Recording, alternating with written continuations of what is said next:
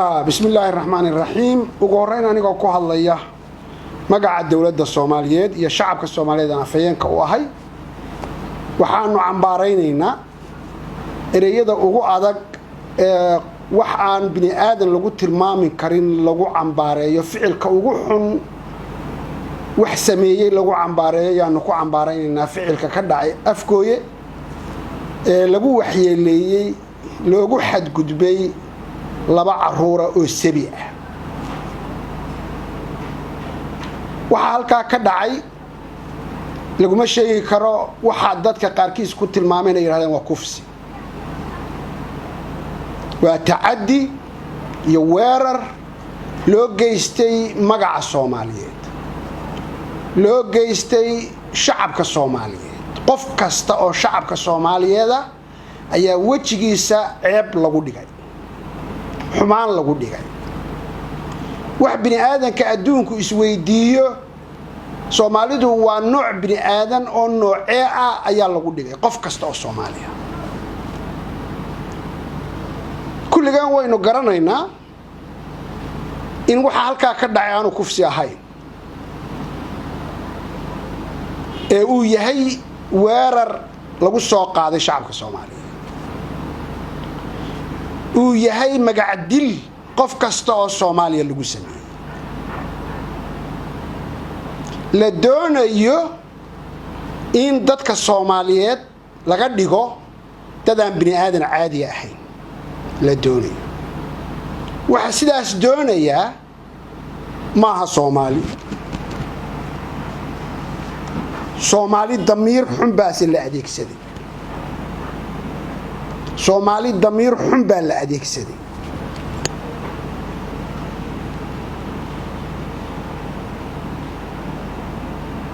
soddonkii sano ee aynu ku jirnay dhibaatada iyo dagaalada sokeeye bilaash gumaynu jirin dad magaca Soomaaliyeed markuu dira burcad badeed oo markuu dira argagixiso oo markuu dira kufsi oo mar shacabka Soomaaliyeed isku diraan ku dila waa dad aan wax maqlin oo xayawaan ah oo isdilaya ayaa maal geliyo waxa sameeya oo dad Soomaaliyeed soo adeegsada dawladda Soomaaliyeed waxay amraysaa ciidanka booliska Soomaaliyeed dhammaan ciidamada qalabka sida maamulka heer qaran iyo kan degmada afgooyi in gacanta lagu soo dhigo dadkii ficilka ka dambeeyay iyo kuwii maalgeliyay ee u qaadanaya magaca Soomaaliyeed inay ku baabiyaan way la soo qabtaa waxaan ummadda Soomaaliyeed iyo adduunka u sheegaynaa in waxa halka ka dhacay aanu ahayn dhaqan Soomaaliyeed inaanu ahayn waxa dadka Soomaaliyeed u taagan yahay diiniyan dhaqaniyan iyo dadnimo intaba waxaanu u taaganahay inaanay ahayn waxaanu la xanuunsanaynaa caruurta Soomaaliyeed sabiga Soomaaliyeed ee la dhibay waxaanu la xanuunsanaynaa qoyska culimada Soomaaliyeed waxgaradka Soomaaliyeed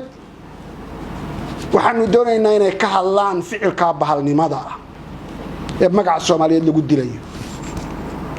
loo arko inuu weerar yahay ee aanu ahayn ficil shacbi ma aha waxa la helayaa hadii si fiican loo baaro hay'adaha maalgeliyay la helayaa horay u sameeyeen gabdha yar oo caruur ah saas oo kale u sameeyeen waa ficil soo jiray oo magaca Soomaaliyeed lagu dilo Soomaalidu waa dad diin leh waa dad dhaqan leh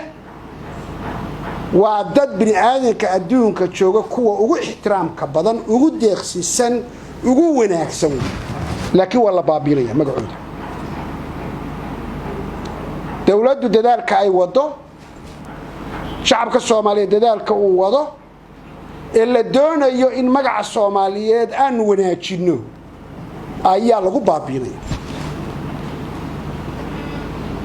mar labaad waxaan amrayaa anigoo ku hadlaya magaca dawladda Soomaaliyeed in ciidamada qalabka sida oo dhami u arkaan ficilka halka ka dhacay ficil weerar ah baaris aan xad lahayn lagu sameeyo la soo qabto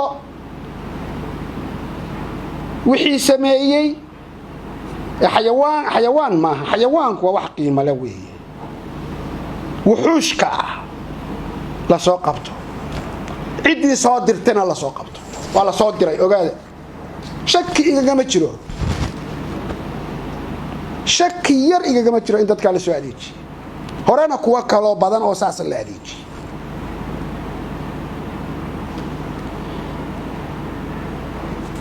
waa ka xunahay